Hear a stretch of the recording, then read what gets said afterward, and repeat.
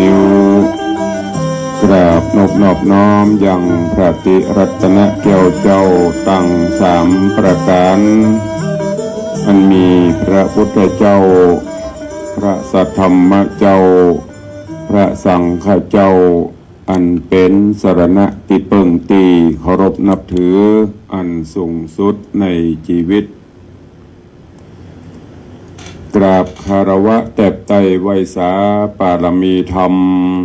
พระมหาเถรานุเถระเจ้าคณะพระสังฆาธิการภิกขุสงฆ์สามเณรจุตนจุองค์โดยความเคารพขอเจริญสุขเจริญปอนปอออกไม่ออกสถานาบุญสันนิบันตานเข้าจุหนุ่มเท่าใจยิงก็ขอน้อมต้อนรับทุกท่านเข้าสู่รายการมรดกธรรมกำเมืองและสารธรรมกำเมืองตังสถานีวิทยุกระจายเสียงพระพุทธศาสนาแห่งชาติและสังคมคลื่นเพื่อการศึกษาพระพุทธศาสนาและวัฒนธรรมคลื่นพระพุทธศาสนาและจริยธรรมส่งสัญญาณออกอากาศทางสถานีวิทยุวัดฝ่ายหินตำบลสุเทพอำเภอเมืองจังหวัดเชียงใหม่ในระบบคลื่นความถี่ FM 104.50 เมกะเฮิรตซ์สถานีวิทยุคลื่นพระพุทธศาสนาและจริยธรรมในความอุปถัมภ์ของมูลนิธิพระบรมธาตุเจ้าดอยสุเทพส่งสัญญาณกระจายเสียงในระบบคลื่นความถี่ FM 96.0 เมกะเฮิรตซ์ถ้าในวันพุธก็จะมีคลื่นวิทยุสีขาวเพื่อเจ้าประชาก็จะได้ลิงก์สัญญาณอันนี้เฉพาะวันพุธปะกันในคลื่นสีขาวแต่วันปกติเขาก็ปะกัน2 คลื่นคลื่นของวัดไฟหินนี้ก็จะปะกันเป็นประจำทุกเจ้าตั้งแต่เวลา6 โมงถึง7 โมงเจ้าโดยประมาณอันนี้เป็นรายการของต่างคลื่น 104.50 ส่วนต่างคลื่น 96 ในความอุปถัมภ์ของมูลนิธิพระบรมธาตุเจ้าดอยสุเทพก็จะพบจะปะกับตุลงในช่วงบ่ายตั้งแต่เวลาวันพุธวันพฤหัสวันศุกร์ก็บ่ายโมงถึงบ่าย2 โมงเนาะถ้าวันเสาร์วันอาทิตย์วันเสาร์วันอาทิตย์นี่วันเสาร์ก็จะเป็นรายการยามบ่ายคลายเหงายามบ่ายคลายเหงาถ้าวันอาทิตย์ก็จะเป็นรายการอย่างแต่ว่าถ้ามันมีภารกิจก็ปกปะตามผังรายการเดิมถ้ามีภารกิจก็จะเป็นเทปรายการธรรมะมาแทนเนอะก็นำเรียนแจ้งคือ FC ตั้งสถานีวิทยุได้รับทราบตัวเองในส่วนของพี่น้องผู้ติดตามรับชมรับฟังกันตั้งหน้าจอ Facebook Live ก็จะเป็นรายการมรดกธรรมกำเมืองสารธรรมกำเมืองพ่องนำมาแสกมาปูปะปะกันก็ตั้งแต่เวลา6 โมงเช้าถึง7 โมงโดยประมาณบางวันก็อาจจะหายไปพ่องก็โดยมีภารกิจมีศาสนกิจตลอดจนตั้งด้านสุขภาพพระนามัยต่างธาตุขันธ์บ่เอื้ออำนวยพ่องพี่เนาะก็ขอนำเรียนครูบาอาจารย์และแจ้งญาติโยมศรัทธาที่ได้ติดตามโดยบางวันมันอาจจะไม่ได้ปฏิบัติต่อกันอาจจะหายไปพ่องก็ขอสุมาอภัยกับ FC แฟนรายการตัวเองอาจารย์ตุลพงศ์บุญ5ขึ้นมาขอแสดงความเสียใจด้วยเนอะวันนั้นเพื่อหานเปิ้นปอชาปนกิจละโยมแม่ท่านเจ้าเสียก็ช่วงนี้ตุลุงก็ไม่ได้ล่ำติดตามตั้งหน้าเฟซหน้าจอก็เลยไม่ได้ไปร่วมแสดงความอาลัยที่บ้านก็ขอแสดงความอาลัยทางนี้เนอะโดยเฉพาะ งานตุลุงมีเปิ้นก็มาห่วมตลอดแต่งานเปิ้นมีเฮาบ่ได้ไป ขอแสดงความเสียใจด้วยที่ได้สูญเสียร่มไทรไป กับอาจารย์สุรพงษ์ไปไว้เวรกันเนอะสุมาอภัยด้วยก็วันนี้มาพบมาปะกันตามปกติแต่ว่านี่ก็มีงานวันค่ำแต่ว่าช่วงเพลก็ไปโปรดเมตตาบรรโยมที่หมู่บ้านจกดีปะเปานอกฉันเพลเสร็จก็ไปร่วมงานพระราชทานเพลิงศพจันเจ้าพระครูศรีปัญญาวิเชียรตาจันมหาบุญมาอดีตเจ้าอาวาสวัดหมื่นเงินกองเสร็จเปิ้นพระราชทานเสร็จยังไม่ได้เผาจริงเตื้อก็ต้องฝังปิดมาทำกิจวัตรส่วนตัวเสร็จก็เดินทางไปเจริญพระพุทธมนต์สมโพธิที่วัดปูเลยบะเขือเจ้ละปูนกลับเข้ามาถึงร่มอารามก็เกือบจะ2 ทุ่มละวันนี้ก็ยังรู้สึกมึนๆเพลียๆอยู่จำวัดก็เป็นบอลลอนพรแพนตามวัยมาเนาะวัย50-60นี่นะมันจะไม่ค่อยเต็มสูตรเต็มอัตราของเปิ้นบางวันก็เต็มอิ่มบางวันตื่นมาก็เป็นสลึมสลือแต่ก็ต้องมาปฏิบัติหน้าที่ในด้านการเผยแผ่ให้ญาติโยมศรัทธาวันนี้ก็ยังมีศาสนกิจอยู่ในช่วงฉันเพลนี้ก็ไปร่วมงานหรือว่าไปเจริญพระพุทธมนต์ในโอกาสงานทำบุญอายุวัฒนมงคลของท่านนายกองค์การบริหารส่วนจังหวัดเชียงใหม่ท่านนายกพิชัยเลิศพงษ์อดิศรวันนี้ครบรอบวันเกิดเปิ้นจัดตีส่วนสาธารณะที่สถานีรถไฟเก่าเพราะนั้นช่วงนี้ญาติโยมศรัทธามาก็อาจจะบะโป๊ะบะปะตุลุงเนอะก็ต้องขอสุมาอภัยตัวมีอย่างที่ติดต่อก็ฝากข่าวสารฝากอย่างไว้กับญาติโยมกับพระลูกเนนที่วัดได้ก็บ่ฮื้อเสียเวลาก็โวยปอบแป๊บกำเดียว10 กว่านาทีตอนนี้ก็ลังไหลกันเข้าตั้งหน้าจอ Facebook ก็หลายเนอะก็เดี๋ยวก้อยไปตักไปตายกันในใต้รายการก็เข้าสู่หัวใจของรายการนี้ก่อนฟังน้ำฟังธรรมหลายท่านหลายคนบอกว่าโอ้จอบตุลุงเทศแบบพื้นเมืองเพราะว่ามันไม่ค่อยมีแต่ก็ยังมีอยู่หลายรูปหลายองค์พ่อแม่ครูบาอาจารย์ลูกพระลูกเนนก็ช่วยกันสืบสารการเทศแบบพื้นบ้านล้านนาเฮาขอฝากไว้ตัวเองหลายถ้าตั้งหน้าเฟซบางเตื้อมาพออย่างครับก่อนทางอีสานเปิ้นเทศมหาจารย์บุญพระเวทบุญอย่างนี้เปิ้นก็จะมีประเพณีอย่างเปิ้นเนอะโดยเฉพาะอย่างก็หันตอนที่ตู้เจ้าเปิ้นว่าพื้นข้าวสารถ้ากำเมืองเขานะถ้ากำของเปิ้นก็อาจจะศาสตร์ข้าวสารมันเป็นวัฒนธรรมเป็นประเพณีแต่รากเหง้าแต่ละท้องถิ่นฝากไว้กับญาติโยมศรัทธานาบุญเฮาประเด็นนี้ใจสื่อใจอย่างให้มันเป็นประโยชน์จะไปตราม่าจะไปหันป๊บก็ด่าปั๊บโดยบ่ได้คิดบ่ได้พิจารณาอันนี้เป็นผลเสียและยิ่งประเดี๋ยวพอมีกฎหมายด้วยความเป็นห่วงกฎหมายในด้านคอมอย่างนะจะไปนับตราม่าเปิ้นไปเลยพ่อก็พ่อไปจะนะเปิงใจเฮาก็พ่อไปเปิงใจก็เลื่อนผ่านไปจะไปอวดหูจะไปคอมเมนต์ไปด่าเพิ่นไปเรื่อยเฮาบ่ได้อยู่ในเหตุการณ์อันนั้นเป็นวัฒนธรรมของเปิ้นเทศแต่ละภาคเหนือเฮานี่ก็จะไปแหมแนวนึงภาคเหนือเฮานี่ก็จะมีโฟนแห่แก้วถ้าเปิ้นเทศกันนครกันหรือกันละกรกันอยู่มื้อเนี่ยเปิ้นจะมีโฟนแห่แก้วตกเปิ้นก็จะแปลงสตุ้งสตางพ่องเขาตอกดอกไม้พระผายอันนี้เป็นรากเหง้าเป็นประเพณีที่เปิ้นปฏิบัติสักเดียวกับแบงค์พ่องเหรียญพ่องโปรยสักเดียวกับเหรียญสตางค์ตกใส่หัวพ่องเนี่ย คนที่เปิ้นไปเปิ้นบ่เดือดร้อนแต่คนที่มาพอนะไปวิเคราะห์วิจารณ์เปิ้นไปเรื่อยอันนี้เป็นห่วงนะบอกว่าไผหันอันใดถ้ามันบัดถูกใจเฮาบ่ได้หูถึงสถานการณ์แต่ละท้องที่แต่ละท้องถิ่นเปิ้นปฏิบัติกันจะได้สืบทอดก่อนแล้วก่อนที่เขาจะวิเคราะห์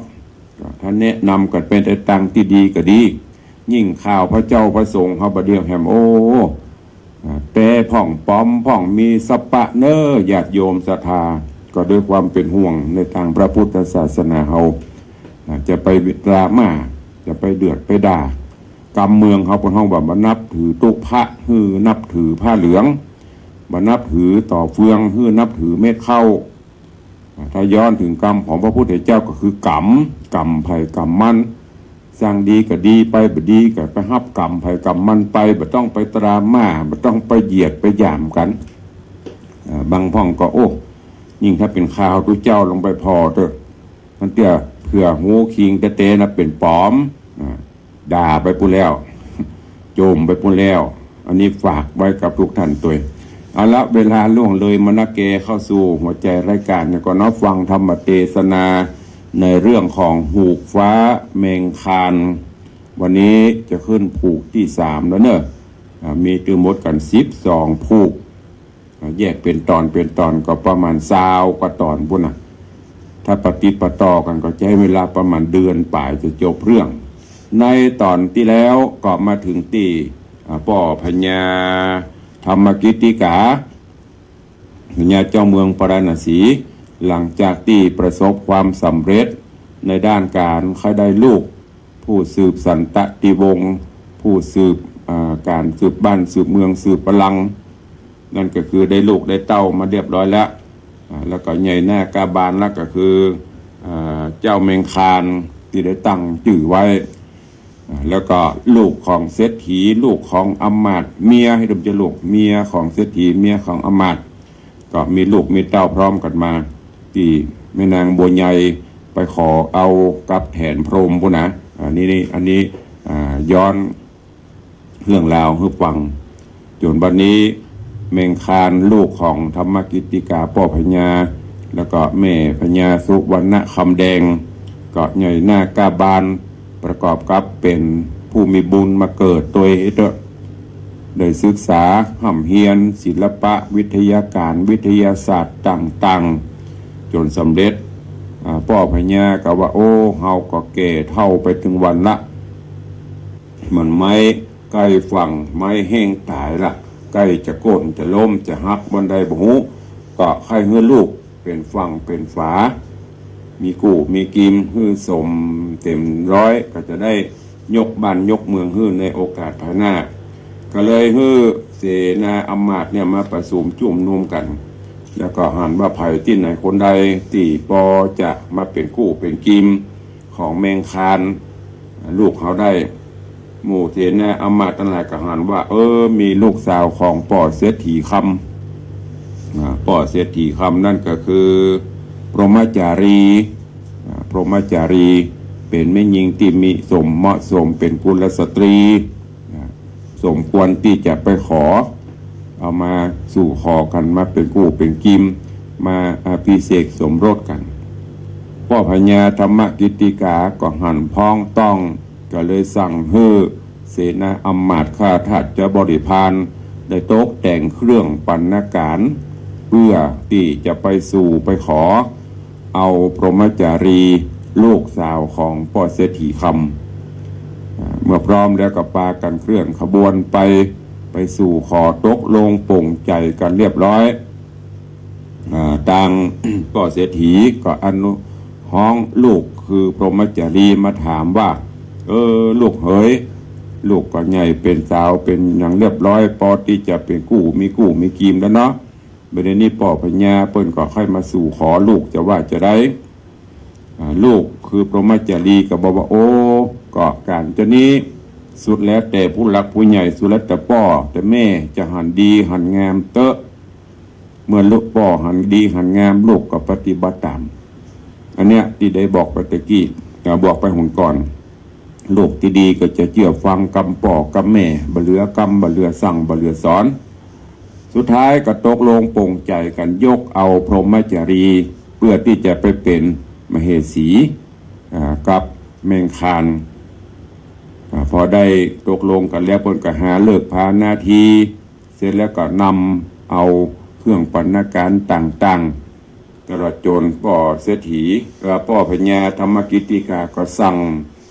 เหล่าเสนาอำมาตย์ข้าทาสจะบริพารได้จัดเตรียมได้เพี้ยวได้กวาดตกแต่งตั้งแต่ถนนหนทางที่ไหนเป็นหลุมเป็นม่องที่ไหนบัลลัดบ่เตี้ยงก็ปรับแต่งตกแต่งประดับเจาะน้อยตุงใจ เสร็จแล้วก็นำปลาเอาพรหมจารีเข้าบ้านเข้าเมืองแล้วก็มีพิธีประกอบพิธีพิเศษสมรสกันตามแบบเบ้าโบราณอันนี้เป็นเรื่องราวในตอนก่อนเนอะวันนี้ก็มาฟังกันต่อว่าเรื่องราวของหูกฟ้าแมงคานธรรมะพื้นบ้านล้านนานิยธรรมข้าวเมืองเหนือเฮาเรื่องราวจะเป็นจะได้ก็เจริญพรทุกท่านได้ติดตามรับฟังในผูกที่3ตอนที่1เป็นลำดับไปณโอกาสบัดนี้นะโมตัสสะภะคะวะโตอะระหะโตสัมมาสัมพุทธัสสะ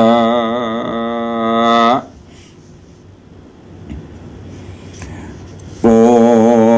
ธิสัตโตลภิตวาสังวาสะพะเยนะสัทถิงสุทันติลำดับธรรมเทศนา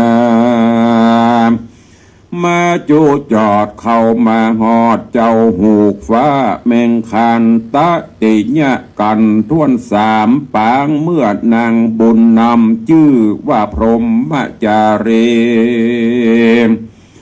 ได้เข้าสู่พิธีอภิเษกบัวระมวลแล้ว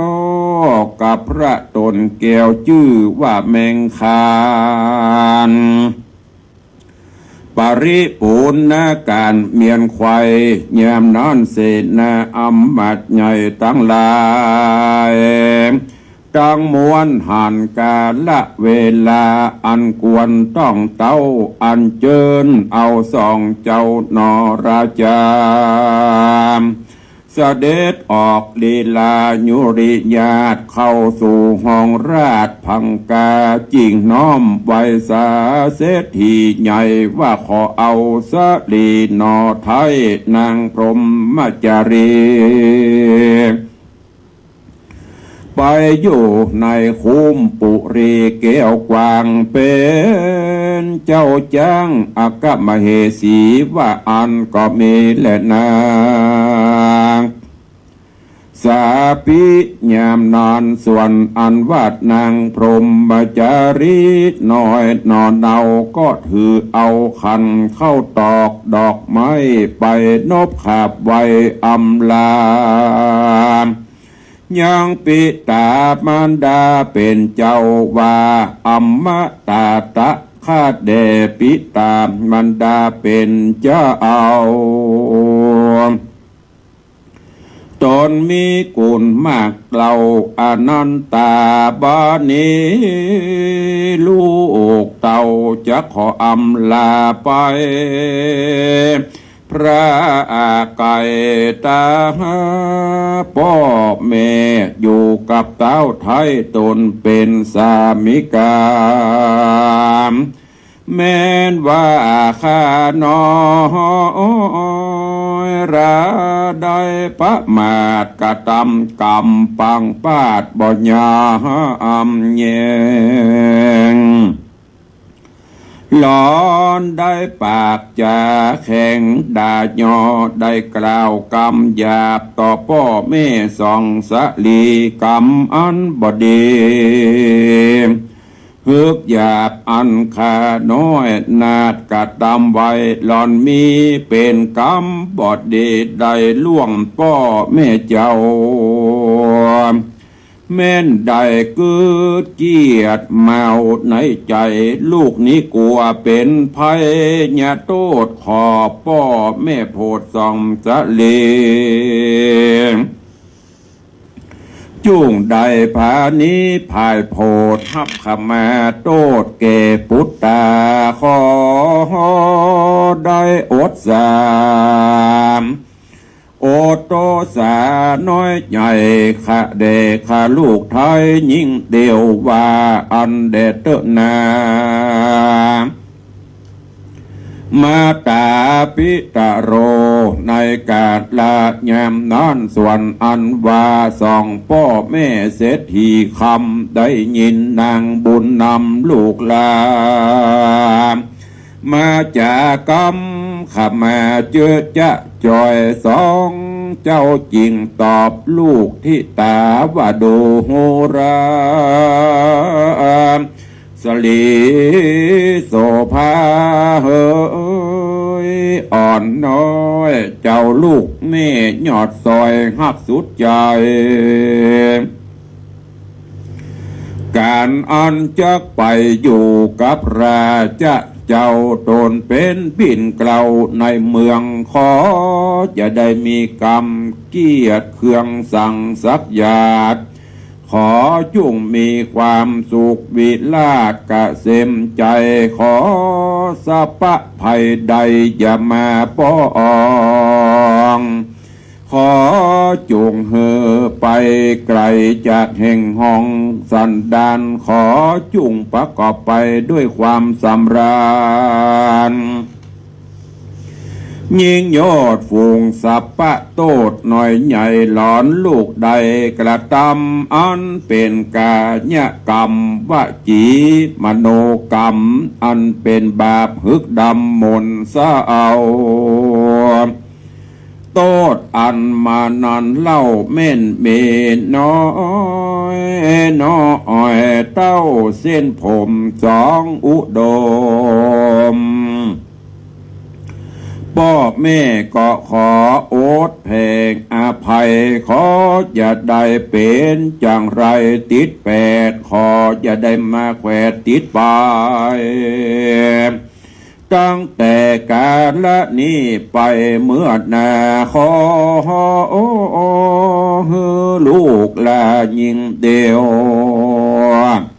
จงมีจิตใจเหนียวมันเก่นอย่าได้รีบแล่นพระหนี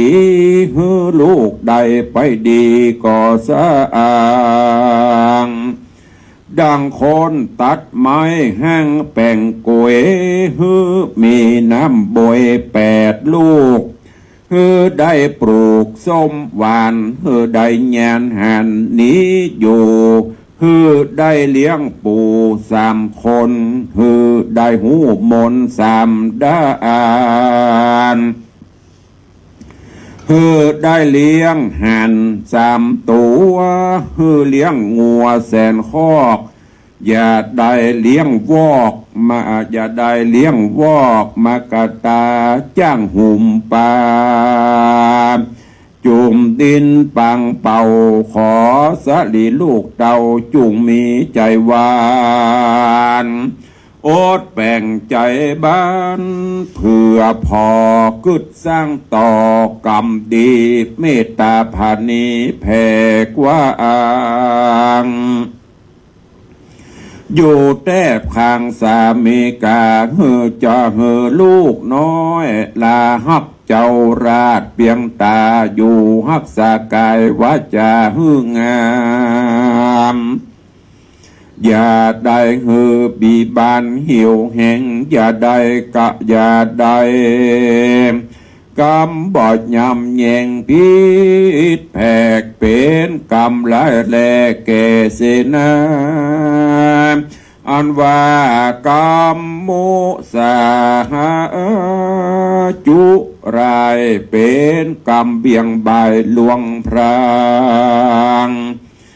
อย่าจะกำเบี้ยวบางฮึกหยาบกับพระบาทเจ้าผัวควันขอจำตันแห่งพ่อแม่ได้มี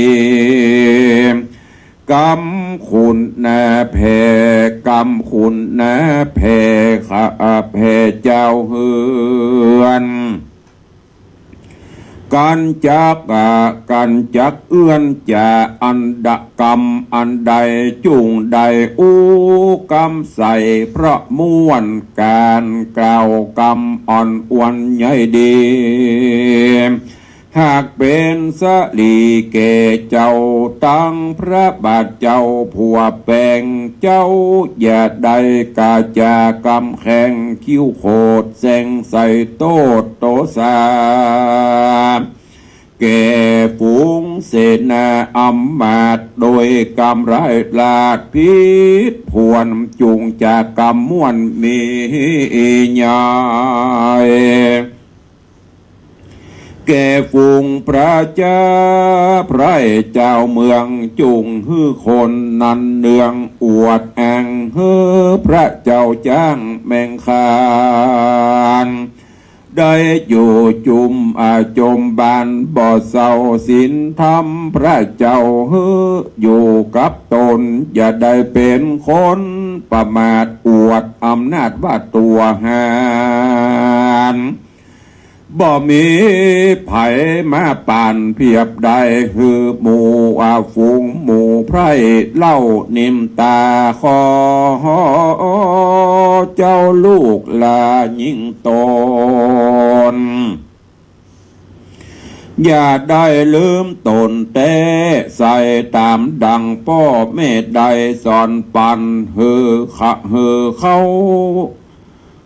เจ้าโสพันจุงไปดีตะลงสะลีเตียงเต้าอายุขวบเขาตีขาแดดเตะลูกเฮยว่าอ่า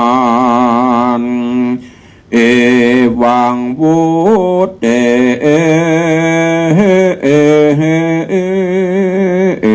ยามเมื่อพ่อเศรษฐีสั่งสอนกรรมดีแก่ลูกเต่าแล้วนางดอกแก้วพรหมจารีอันเป็นสลีลูกเต่าก็อำลาสองเจ้าปิตามันดานางก็น้อมวันตาน้อมเกลานบขาบตีนพ่อแม่เจ้าญาอันตั้งญาติกาปงตั้งญาติกาปงเท่าตั้งฝูงหมู่เท่าเอาตั้งฝูงหมู่ขายิงใจตั้งมิตรสหายมวลหมู่อันมาพร้อมส่งอยู่ในเกหาฝูงญาติกามวลหมู่ไลนางนอกูบัวไข่อันจากพระไก่ต้องเต้าไปอยู่เป็นเจ้าสะเวยเมืองก็มีแลนาตาในกาละยามนั้นอันว่าเสนาอำมาตย์เขาก็จัดแต่งราชสารพีตกแต่งนาดาดีเป่าแห่งอย่างเสนาจางมาจุมระถาโยธาเตียวตินพร้อมแล้วก็อ่านเจิญนางนอแก้วพรหมจารีกับตั้งนอบุญมีเมงคันโพธิราชเสด็จขึ้นนั่งจ้างมงคลตัวอาจชื่อว่าตันตาอันมีสรีวันนาผ่องเพวงามดังเกียวมะนีวันมีปากตินมันแดงระเรือจางไปสารเจือตัวดีห้องเล่นสามตีอาจยามนอนเสนาอำมาตย์ผู้ใหญ่ก็สั่งยกย้ายไก่กาดน้ำขบวนเข้าสู่ปราเวียงใจฝูงคนลามไหลตัวเป็นหมู่ติดตามไปสะสู่สะโซน ฝูงจ้างมาปนราดปนรถราดเสียงดังอาอุดอาดตือคนนั้นตึกคนนั้นเลอสะนันกองผับทั่วตองรัฐาหลังพ้องเกาะเว่เข้าสู่กาดเอวละลาทำหาถึงยังจีนป่าไก่ต้มลังพองถามหาหมักสมหมักขามลังพองถามหากินข้าวเอาลังพองเสาะกินเหล้าสุลาตามมักกากองกาดตลาดเถิงคุ้มราชวังนายเขามักอันใดก็ตามใจจอบสู่ล้างพ้องเต้นอยู่ภายเจิงเงียละเลิงกวาดล้างพ้องตีกองปาดหอยสั่งพ้องตีละกังปีห่อ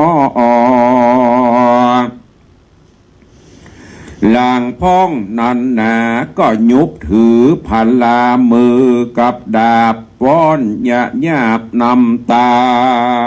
งเป็นมหาปางอันใหญ่ฝูงริปนไพรประชาเสนาได้อำมาตย์มนทีคนยิ่งใจมีละลุ่มคนเฒ่าแก่หนุ่มแล้วลามแต่งตัวงามสะอาดพร้อมนำพระราชปุตตากับนางสะลีกันญาตินอนเนาออกจากเฮือนพ่อเจ้าเศรษฐีตลับถึงมหาปุรีแห่งห้องเข้าจอดภาษาตองห่อใจป่าบ่บ้าห่อใจบนวังได้ใหญ่กว้างเข้าไปนบพระเจ้าจ้างพญาธรรมกิติกาส่วนสุนิสาสะไปใหม่กนบน้อมไว้พระพ่อไทยเจ้าเมืองว่าคาเดพระบุญเรืองพ่อเจ้าบาดนี้ข้าลูกเต่ามาเธอเพื่อขอเปิ้งบุญเรืองเป็นเจ้ากลาบต่อเต้าญาวาจีวังเดชทลาโสละจาส่วนอันว่าพญาธรรมกิติกากับนางพญานาถไทยตูนมาตาได้ยินกรรมโอรสาลูกสะไปมากราบไหว้ทูลสาจริงใครจะชื่นจ้อยว่าดูรายอดซอยลูกเอยเจ้าจุงอยู่จมเจยเสพสางในผาศาสตร์กวางห่อคำกับองค์คำจอมธรรมต้นผ้าเสดอย่าได้เกิดทุกขีขอจุงฮือมีฤทธิอนุภาพเตจะสราบรุ่งเรืองไรจุงมีความสุขใจบ่อเศร้าใดเสวยเป็นเจ้ากินเมืองทะลายามนอนนางบุญเรืองพรหมจารีสะไปก่อนนบขาบไว้แต่ปาตาแล้วก็อำลาสองเจ้าราชเข้าไปสู่ห้องราชพังกากับเจ้าฟ้าแมงคันก็มีบ้านนอนเล่นนา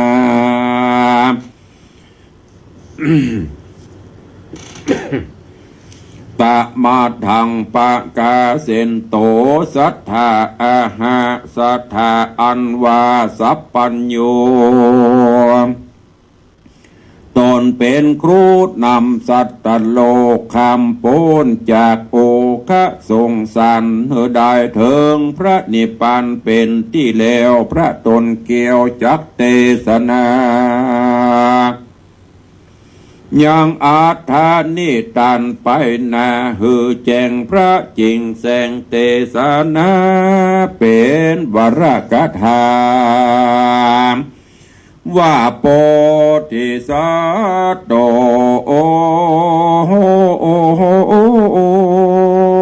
ลาภิตวาสังวาสาวะเยนะสติงสุขังดังนี้เป็นเก้าพระเจ้าว่าภิกขเวดุราภิกขุตังลาตนทะรงสินใสวิโรธเยื้อเงาโคตรอรหันตาในกาละยามนั้นนาอันว่าเจ้าแมงคันโพธิสัตว์เจ้า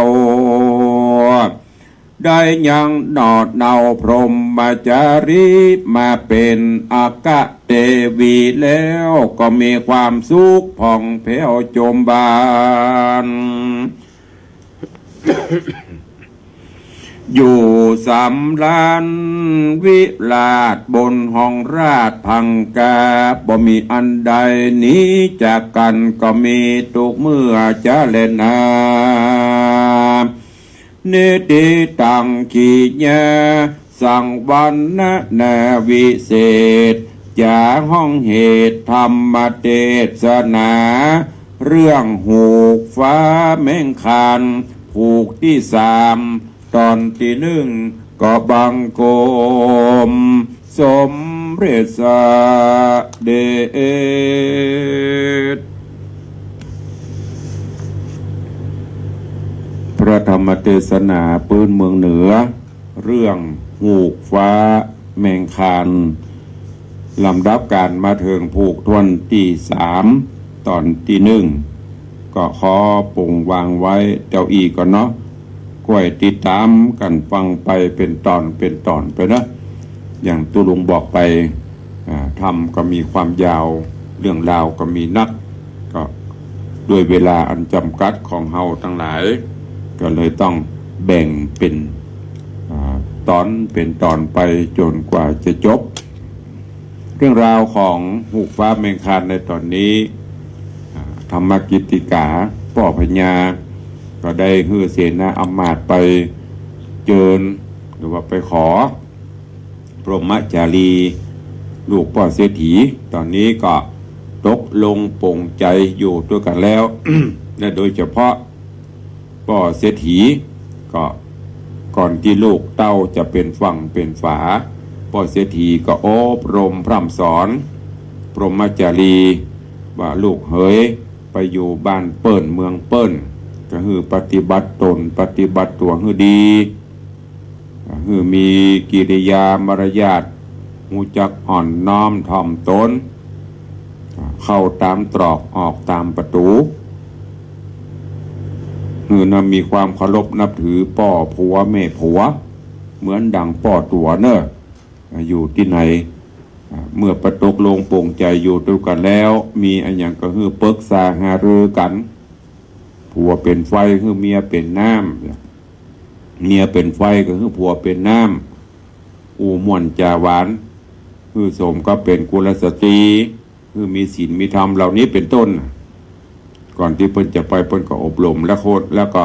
ตั้งลูกเต้าตั้งพรหมจารีก็เชื่อฟังคำอบรมพร่ำสอนของพ่อของแม่จากนั้นก็เปิ้นก็ปากันขึ้นราชรถนำปาเข้าสู่เมืองปราณสี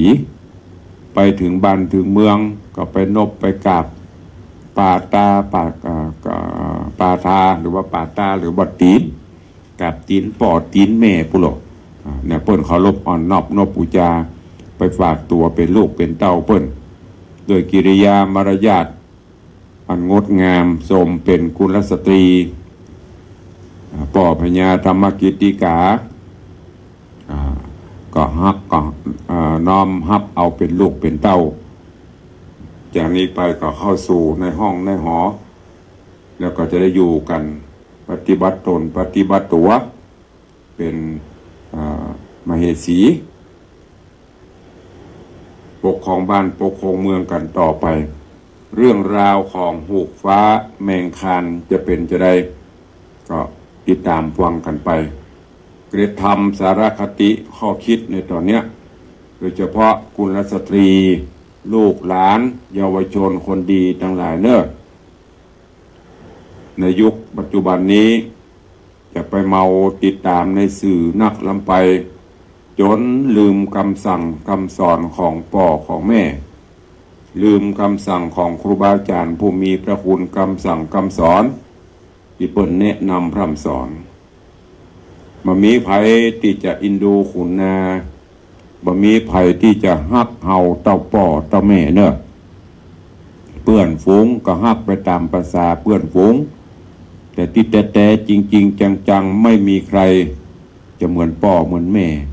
ยามเมื่อลูกเจ็บไข้ได้ป่วยยามเมื่อลูกบ่สบายเป็นนั่นเป็นนี้ก็พ่อแม่ก็เปรียบเสมือนบ่ได้เจ็บเหมือนลูกไปหันไปนี่ก็ไม่ได้ไปต้องไปเฝ้าไปปุ่มฟักดูแลเพราะนั้นเมื่อเปิ้นเตือน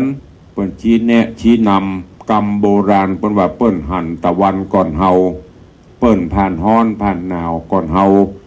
สามารถที่จะยังหูว่าอย่างเหตุการณ์ท่าน่าจะเป็นจะได้เปิ้นก็นำมันชี้แนะชี้นำกลัวลูกจะตกอับตกจนกลัวลูกจะพลั้งเผลอไปในทางที่บดีเพราะนั้นจะไปจมจะไปเดือดจะไปว่าพ่อแม่ปักเจ๊ปักย่อยปักแซมจมแซมเพื่อเขาได้ดีไม่ใช่จมบ่มีพ่อบ่มีแม่ที่ไหนเนี่ยที่จะมาจมมาแซมเพื่อลูกบดีนะอันนี้ก็ฝากไว้กับทุกท่านตัวเอง ก็วันนี้โป่งวางไว้เก้าอี้ก่อนเนาะก็ให้ติดตามฟังกันไปเนอะก็ก่อนที่จะได้ตักตายกับพี่น้องญาติโยมศรัทธานาบุญเนอะจุลุงก็ขออนุญาตประชาสัมพันธ์รายชื่อรายนามญาติโยมศรัทธาที่ได้นำปัจจัยแจ้งความจำนงร่วมเป็นเจ้าภาพในการสมทบสร้างกุฏิทรงห้องหลวงก็ดีในการเป็นเจ้าภาพตานไม้กำสลีปีใหม่เมืองก็ดีเนอะก็ขอบคุณกับพี่นันอิสมเตปินพี่นันอิสม74แห่งกรรมเนอะ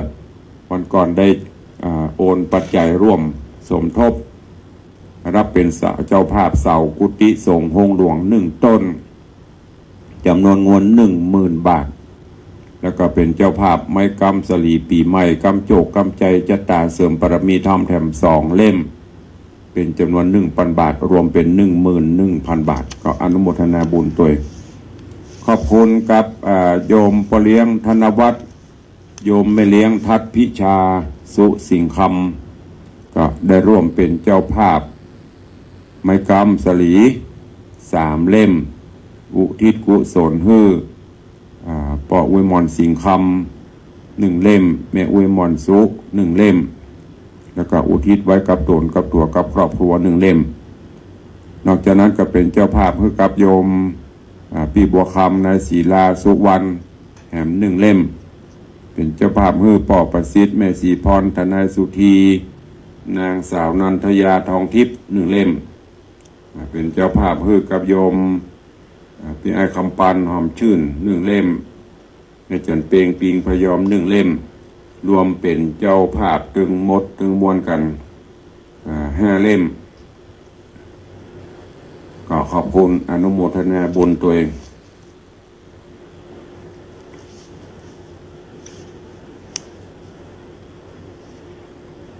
ก็7 เล่มเจ๊5 เล่มสุมาอภัยตัว7 เล่มรวมเป็นเงินอยู่ 3,500 บาทเนอะสาธุขอบคุณตัวเองแล้วก็มีโยมแม่ครูเหรียญทองจันทีได้แจ้งว่ามีของเพิ่มเติมของแม่สุวรสใจโตแม่สุวรสใจโตก็ร่วมเป็นเจ้าภาพแห่ง1 เล่มก็ขอบคุณอนุโมทนาบุญตัวไม้กำปีนี้แปลงไว้ประมาณ50 เล่มเนอะร่อยหล่อลงไปถึงวันใครจะเป็นเจ้าภาพก็เจริญปอนแจ้งความจำนงเข้ามาได้ ที่เบอร์โทรศัพท์0817836540 เนอะใครจะร่วมก็แจ้งเข้ามาหมดแล้วก็ถ้าแป่งตันก็จะแป่งหื้อเนอะถ้าแป่งประตันก็ปอเพราะว่าเวลาก็บ่ค่อยมีคนเฒ่าคนแก่ก็เขียมที่จะมาแป่งฉลองศรัทธาญาติโยมศรัทธานาบุญตัวนอกจากนั้นก็ทางชมรมผู้สูงอายุชมรมผู้สูงอายุบ้านวังสิงคำหมู่ที่6โดยมีโยมแม่บัวซอนปัญญาแดงประธานชมรมก็จะได้จัดกิจกรรมปล่อยป่าในโอกาสมหาสงกรานต์ปีใหม่วันที่13เพื่อที่จะนำปัจจัยสมทบกองทุนกิจกรรมของชมรมผู้สูงอายุเนอะก็เชิญชวนญาติโยมศรัทธามีเจตนาว่าโอ้ปีใหม่ใครปล่อยป่าสะเดาะเคราะห์เลาะนามก็ตามเจตนาเนอะไม่ได้กำหนดตัวตะอันตะอีสุดแล้วแต่จะให้จะหอมปล่อยป่าปีใหม่อันนี้เป็นกิจกรรมของชมรมผู้สูงอายุในฐานะที่ตุลุงอาตมาภาพเป็นประธานที่ปรึกษาประธานที่ปรึกษาก็ดูแลอนุเคราะห์กับทางผู้สูงอายุตัวเองกับแจ้งทุกท่านตัวเองตั้งบ้านตั้งจองใครจะอู้จะเอ่ยกับตุลุงเนอะวันก่อนไม่ได้เปิดสายกิจกรรมเวลาหมดวันนี้ใครฟังอยู่ที่ไหนทางใดก็รายงานผลรายงานตัวเข้ามาเนอะเจริญปอนโยมแม่ขวัญเมืองเจริญปอนแม่เอาปล่อยป่า200ค่ะร่วมพิธีปล่อยป่าเนาะของชมรมผู้สูงอายุสาธุอนุโมทนาบุญกับแม่เนอเจริญปอนสาธุขอบคุณโยมแม่ขวัญเมืองแห่ล้อมบ้านจังเขียนร่วมบุญปล่อยป่าสมทบกองทุนผู้สูงอายุบ้านวังสิงคำหมู่ที่6จำนวน200 บาทสาธุอนุโมทนาบุญตัวใครจะอู้จะเอ่ยกับตุลุงเข้ามาเนอะช่วงนี้0817836540ตั้งในหน้าจอ Facebook ก็มากันหลวงหลายมาแวะเป็นกำลังใจมาคอมเมนต์ด้วยพ่องมาส่องด้วยพ่องก็ขอบคุณอนุโมทนาบุญตลอดจนครูบาอาจารย์ท่านเจ้าภิกขุสงฆ์องค์เนรเนอะมาติดตามมาเป็นกำลังใจก็มีหลายรูปครูบาอาจารย์พระสงฆ์องค์เนรหลวงพ่อข้าเฮียนข้าเตะกำเมืองได้นะก็ฟังไปตัวเนี้ยก็ไม่ใช่ว่าผมเก่งเนอะก็เตะไปตามตีครูบาอาจารย์เพิ่นที่เนี่ยเขาก็เตะไปตามระบำของเขาเนี่ยบางลูกบางท่านเพิ่นก็ว่ารักษาไว้อย่างพระหนุ่มเนนน้อยลูกพระลูกเนนบางเตือก็แค่เตะก็ฟังไปตัวก็ได้เตะไปตัวก็ได้แต่ถ้าว่าสนใจใครหูระบำทำเพื่อเตะจะได้เพื่อขึ้นเพื่อลงจะได้มันมีเทคนิคจะได้ก็แนะนำเพื่อได้จะไม่ได้หวงหมู่นี้เนาะก็เตะกันไปท่านเจ้าเนี่ยนั่นเตอะขอบคุณกับท่านเจ้าเนอะตุลุงรักษาสุขภาพด้วยครับผมช่วงนี้ไปที่ไหนก็ครูบาอาจารย์กระตักนะ ตุลุงท่านเจ้ายังมาแวบลงวันก่อนไปเตะประกวยหมู่อันญาติโยมที่หูจักมาคนว่าตุเจ้าตุลุงแวบไปหน่อยเนอะกับบ้านน้อยสักกรรมมาไทยหลายกิโลอยู่ก็ด้วยเหตุผลที่ได้บอกไปสุขภาพพระนามัยแก่ตนแก่ตัวมามันต้องมีสปะยิ่งโดยเฉพาะโรคฮิตนะเบาหวานว่ะไขมันมูนี่ช่วงนี้ก็พยายามคุมน้ำตาลทุกลูกเป็นเบาหวานด้วยกันก็เป็นนะก็บอกให้เป็นนะมันมาขออยู่ตัวเองก็เลยบอกมันอยู่ตัวกันดีๆจะไปกำเริบแต่ช่วงนี้รู้สึกมันจะกำเริบนะ มันแค่โดนเผา ตัวหลวงบอกอยู่ตัวกันดีๆเนี่ยข้านอนก่อนนอนตัวข้านี่ข้าไปเตะกับไปตัวข้านี่ ไปกิดในกับไปตัวกันเนี่ยจะไปหือไปจะไปเดือดร้อนข้าฉันได้กับฉันได้ไปทุกกันกินทุกกันนี้หวานพ่องเจ้ามัน มันก็ฟังกรรมมาพ่องบางวันมันก็หือเฮ้ยเดือดร้อนแต่ช่วงหลังๆนี่มันได้เช็คปกติตื่นเช้ามาก็จะต้องเจาะเองเช็คเพราะว่าน้ำตาลรายวันแล้วก็มีน้ำตาลสะสมด้วยนะโดยเฉพาะน้ำตาลสะสมประเด็นมัน8 ปลายกันหมอโจมละหมอโจมบอกว่าถ้าอย่างอยู่นี่ระวังอย่างหมอจะโดนตั้งขี้ปุ๋มแต่ช่วงนี้ยังไม่ถึงขั้นนั้นเพราะนั้นเมื่อคุมอาหารไปตัวเองอาหารก็ลดลงก็เริ่มแวบลงพ่องหลวงพ่อเจ้าคุณราชมุนีว่ายังไม่ผอมนะก็มันเป็นอย่างอื่นนะหลวงพ่อเฮ้ยบอกให้เปิ้นแบบปองไปก็ดูแลกันไปเนาะตามสภาวะการของมันอะไรจะเกิดมันก็เกิดแต่ก็พยายามดูแลสุขภาพตัวเขาอยู่ก็ญาติโยมทั้งหลายที่เป็นห่วงก็ขอบคุณตัวเนอะครูบาอาจารย์ก็เป็นห่วงเหมือนกันต่างคนก็เป็นห่วงกันแต่เขาไปฉันเนาะอาหารเป็นมันพ่องเป็นหวานพ่องก็ฉลองศรัทธาญาติโยมไป